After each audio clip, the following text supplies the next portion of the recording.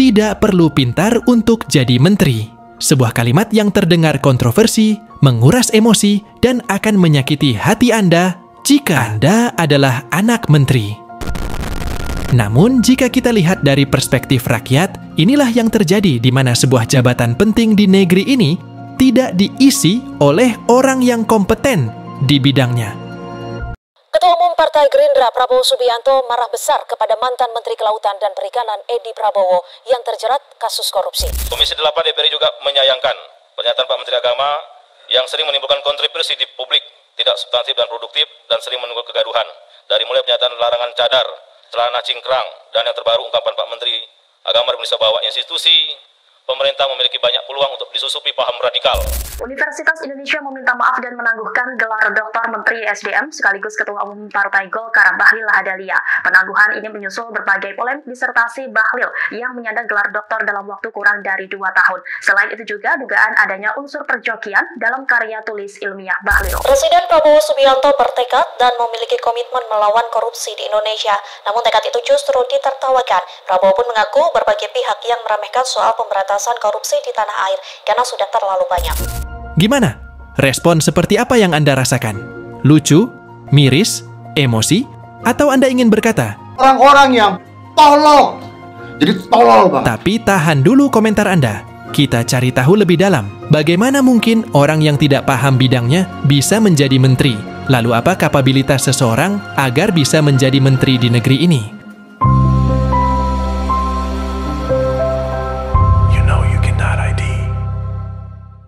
Ya berarti itu bukan tata kelola.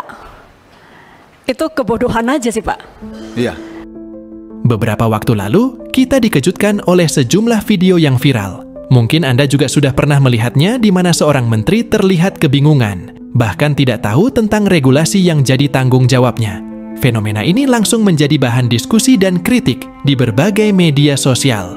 Orang bertanya, bagaimana bisa mereka yang seharusnya mengatur kebijakan untuk rakyat malah terlihat kurang paham akan tugasnya?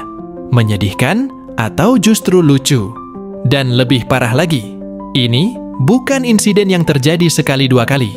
Seakan-akan ada pola yang mengindikasikan jabatan menteri di negeri ini tidak lagi dipandang sebagai posisi profesional, tetapi lebih sebagai posisi politik.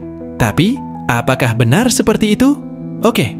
Mari kita bahas soal bagaimana seharusnya seorang menteri dipilih. Dalam skenario yang ideal, seorang menteri diharapkan memiliki pendidikan tinggi dan pengalaman luas di bidangnya. Misalnya, jika itu Kementerian Kesehatan, maka logikanya yang memimpin adalah seseorang yang memahami dunia kesehatan. Entah itu seorang dokter atau ahli kesehatan masyarakat. Mereka juga diharapkan memiliki integritas, karena mereka bertanggung jawab mengelola dana dan anggaran yang jumlahnya miliaran dan tentunya harus terhindar dari kepentingan golongan atau pribadi. Bayangkan, jika semua menteri kita memang benar-benar ahli di bidangnya, tak hanya berani bicara, tetapi juga punya solusi nyata, tentunya harapan rakyat akan lebih besar dan lebih optimis. Namun, kenyataan terkadang jauh dari harapan.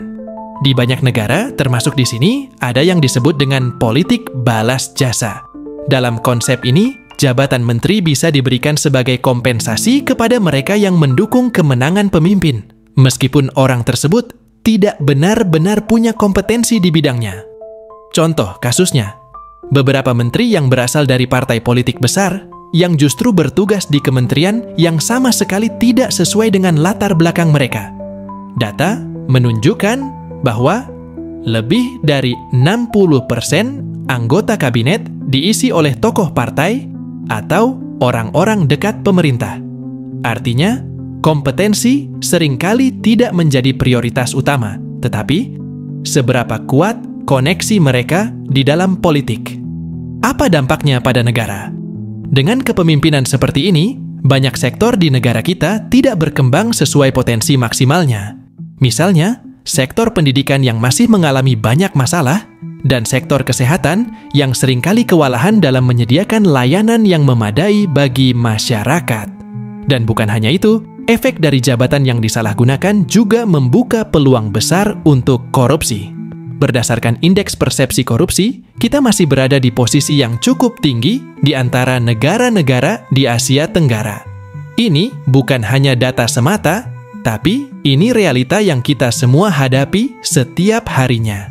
Lalu, bagaimana kita bisa berharap Indonesia menjadi negara maju jika para pemimpin kita lebih sibuk mengurusi kepentingan politik mereka sendiri? Jadi, kembali ke pertanyaan awal. Apakah kita masih percaya bahwa jabatan menteri diisi oleh orang yang paling kompeten, atau ini hanya permainan politik belaka? Menurut Anda, apakah jabatan menteri semestinya hanya diisi oleh para profesional? Atau, bagaimana jika masyarakat mulai bersuara lebih keras soal pentingnya transparansi dan kompetensi di pemerintah? Terima kasih telah menonton, like video ini, dan seperti biasa, jangan lupa, komplain.